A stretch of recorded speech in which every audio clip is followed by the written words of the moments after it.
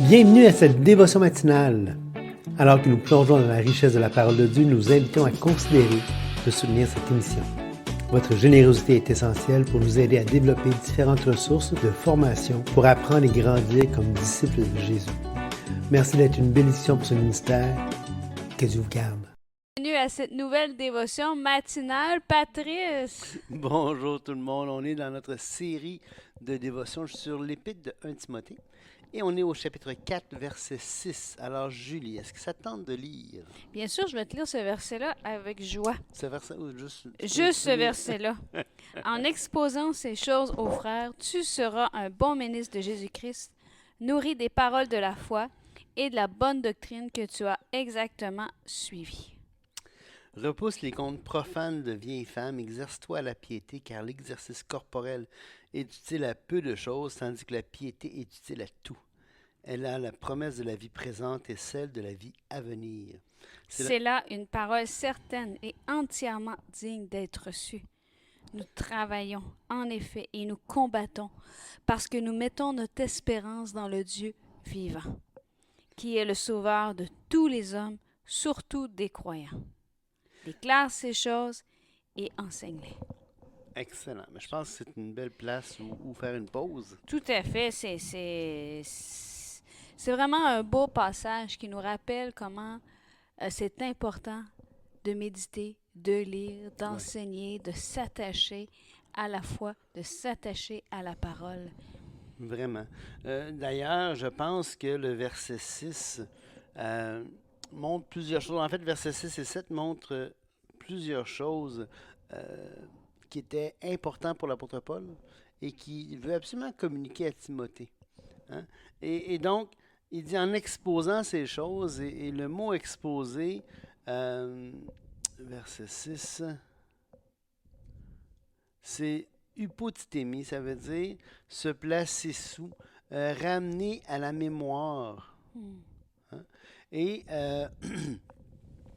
ramener à la mémoire, se placer sous et ramener à sa mémoire, mais à la mémoire des frères. Donc, ces choses. Et après ça, il dit, tu seras un bon ministre de Jésus-Christ, nourri de la parole de la foi et de la bonne doctrine.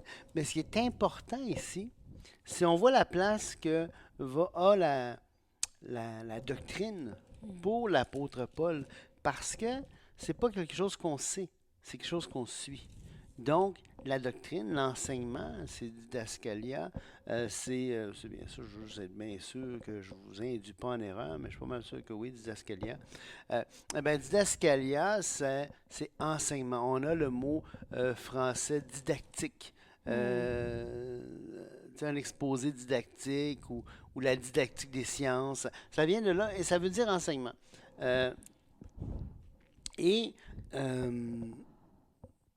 Doctrine vient du mot latin docere, qui traduit didascalia. En tout cas, peu importe. Vas-y, va à gauche qu'on baptise. Et là, l'idée, c'est que Paul, ici, est en train de dire la bonne doctrine que tu as suivie. Et le mot suivi ici, c'est parakuloteo, et ça veut dire suivre de près, hein? Être attentif, se conformer à. Donc, ce n'est pas seulement quelque chose d'intellectuel, contrairement à ce qu'on pourrait penser. Donc, la doctrine, l'enseignement, entre guillemets, la théologie, la saine théologie, ce n'est pas une question de tête, c'est une question de toute la personne. La personne, corps, âme et esprit, doit s'engager et suivre ça. Ce n'est pas juste un exercice intellectuel. C'est intéressant. Je trouve vraiment que c'est un beau passage parce qu'il y a plusieurs clés pour une vie consacrée à Dieu dans ça. Premièrement, est-ce que tu veux être un bon ministre de Jésus-Christ? Ouais. Si tu veux être un bon ministre de Jésus-Christ, expose les choses telles qui sont écrites dans la parole de Dieu. Nourris des paroles de la foi et de la bonne doctrine que tu as exactement suivies. Et on se rappelle qu'on avait vu dans Galates, ce n'est pas par les œuvres de la loi que l'homme est justifié, mais par la foi en Jésus-Christ. Nous avons aussi cru en Jésus-Christ afin d'être justifiés par la foi en Christ et non par les œuvres de la loi. Parce que personne ne sera justifié par les œuvres de la loi. très beau verset avec plusieurs clés pour une vie qui nous permet de marcher selon le cœur de Dieu.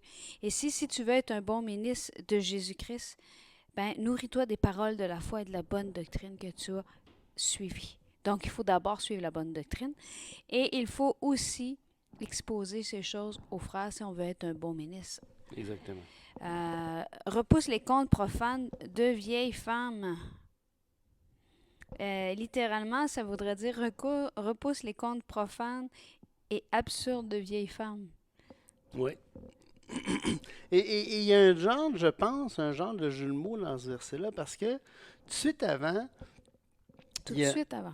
Oui, verset 6, il dit que tu as suivi exactement. Le mot, c'est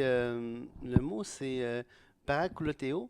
Et ici, refuse, c'est paréthéomai. Fait que c'est comme le préfixe est le même dans les deux cas. Fait que j'ai l'impression qu'il y a peut-être un genre de petit jeu de mots ici que Paul fait en disant tu suis la doctrine, mais repousse les contes profanes. Exerce-toi à la piété, car l'exercice corporel est utile à peu de choses. Donc, tout de suite, le passage ne dit pas ici « Ne fais pas d'exercice physique et exerce-toi à la piété ».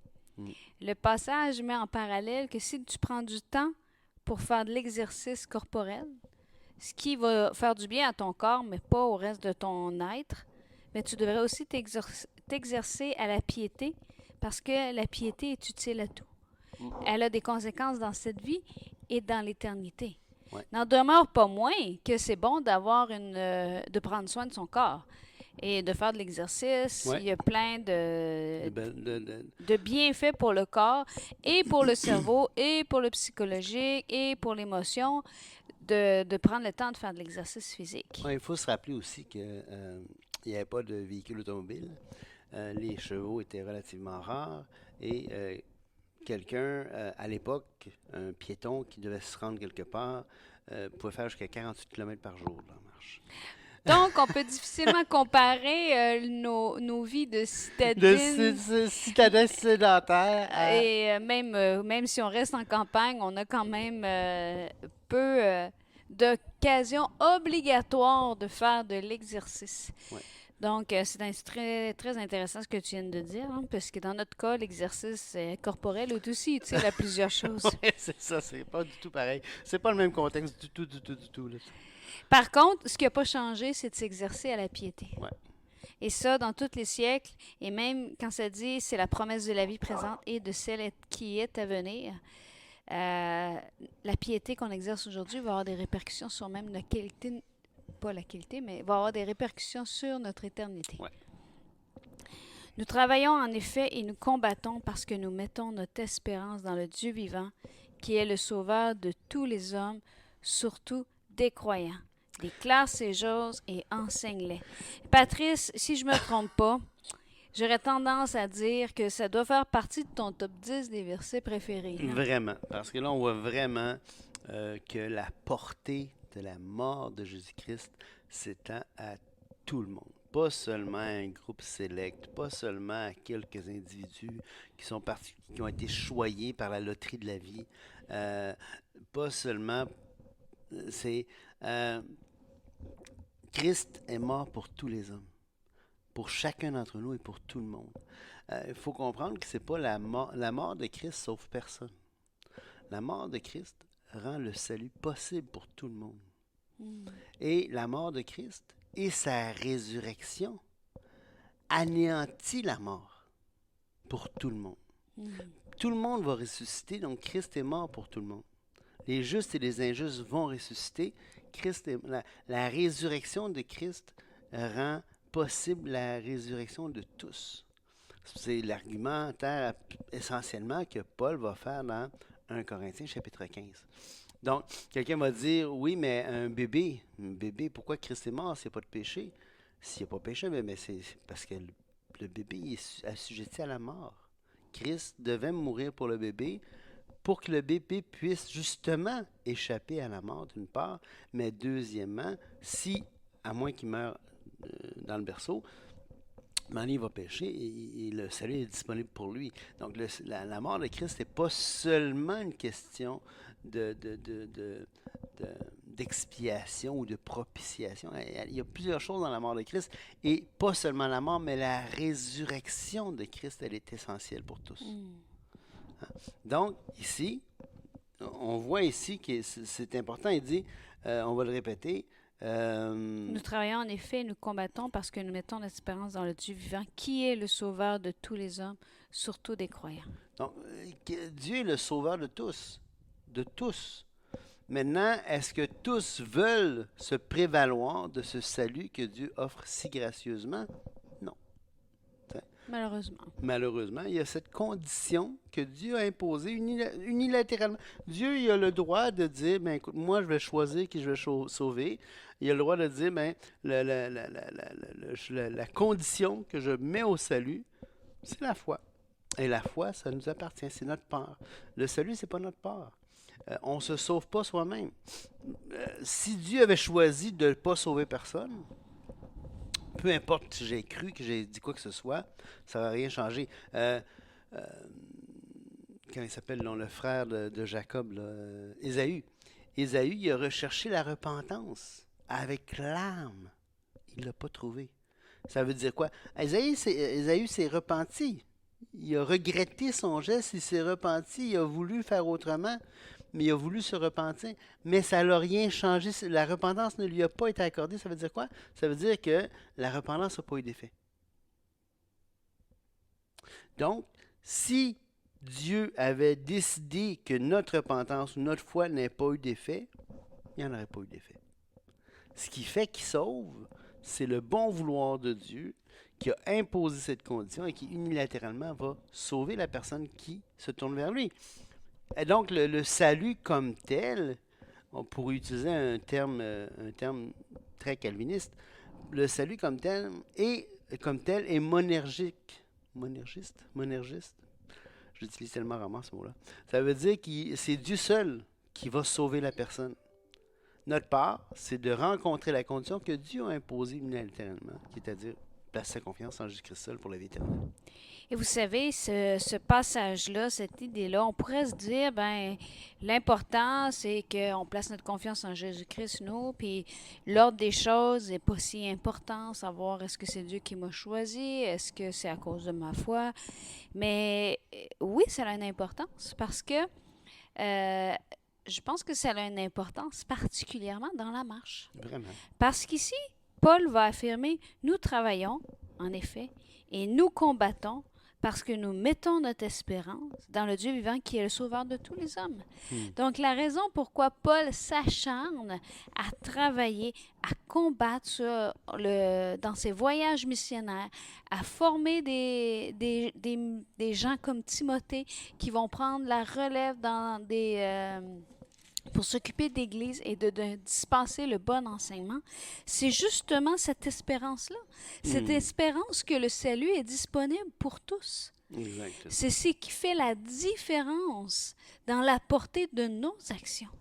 Parce que ça veut dire qu'on peut être des témoignages, qu'on peut avoir un impact dans la vie des gens qui nous entourent pour les conduire à Christ. Vraiment. Pour les conduire à Christ. Et est-ce que mais la décision n'en demeure pas moins libre et unique à chacun. Et Paul va même ensuite dire, non seulement que lui, il travaille, et nous travaillons, et nous combattons parce que notre espérance dans le Dieu vivant qui est le sauveur de tous les hommes, surtout des croyants, il va poursuivre en disant, déclare ces choses et enseigne-les. Donc, déclare ces choses et enseigne-les. La doctrine a toujours, l'enseignement, on l'a vu plus haut, a toujours un impact sur qui on est, ce qu'on fait. Et donc, le mot ici, enseigner, c'est didaskos, qui est comme le verbe qui est associé à didascalia. Enseigne, enseignement. Donc, enseigne cet enseignement-là. Et c'est important. Dieu, il est sauveur de tous les hommes, principalement les croyants. C'est tout. Pas plus compliqué que ça. On l'a vu au chapitre, au début de l'Épître, quand il dit Christ, comment il disait ça? Il dit, il y a un seul médiateur, il y a un seul Dieu aussi, un seul médiateur entre Dieu et les hommes, Jésus-Christ homme, qui s'est donné lui-même en rançon pour tous. Il s'est donné en rançon pour tous. pas pour certains, pour tous. Et là, ici, il est le sauveur de tous les hommes, principalement les croyants. Et c'est très intéressant parce que on avait vraiment aussi vu c'est là bon et agréable devant Dieu notre Sauveur qui veut que tous les hommes soient sauvés et parviennent à la connaissance de la vérité. C'est le verset de 2 Timothée 4. OK. 1 Timothée 2,4, pardon. Donc, Oui. je pense que tu n'as pas lu Ah, pas j'ai dit pas la donné la référence. référence. Oui, c'est ça.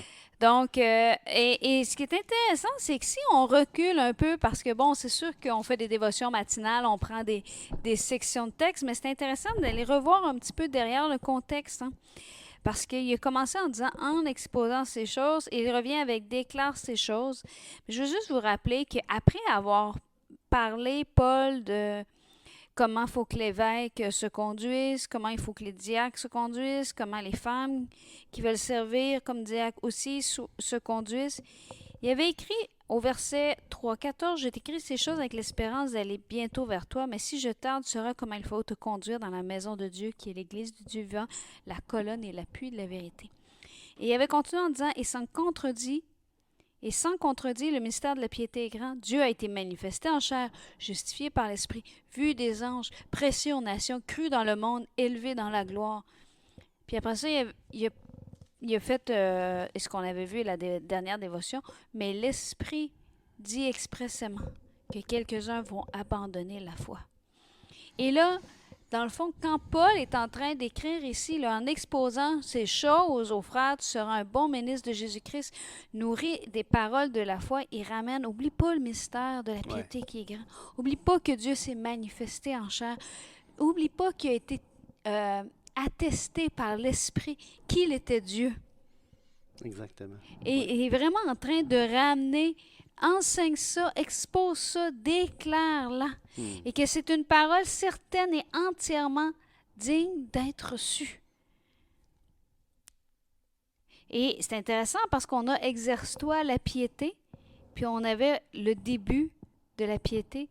Le mystère de la piété est grand, Dieu a été manifesté en chair. Amen. Comme si on se rappelle, même dans cette péricope-là, tout commence par le moment où j'ai dit oui au Seigneur Jésus. Exactement. Et c'est ce moment-là qui change une vie, qui change l'éternité, qui change tout. Soyez bénis. Au revoir.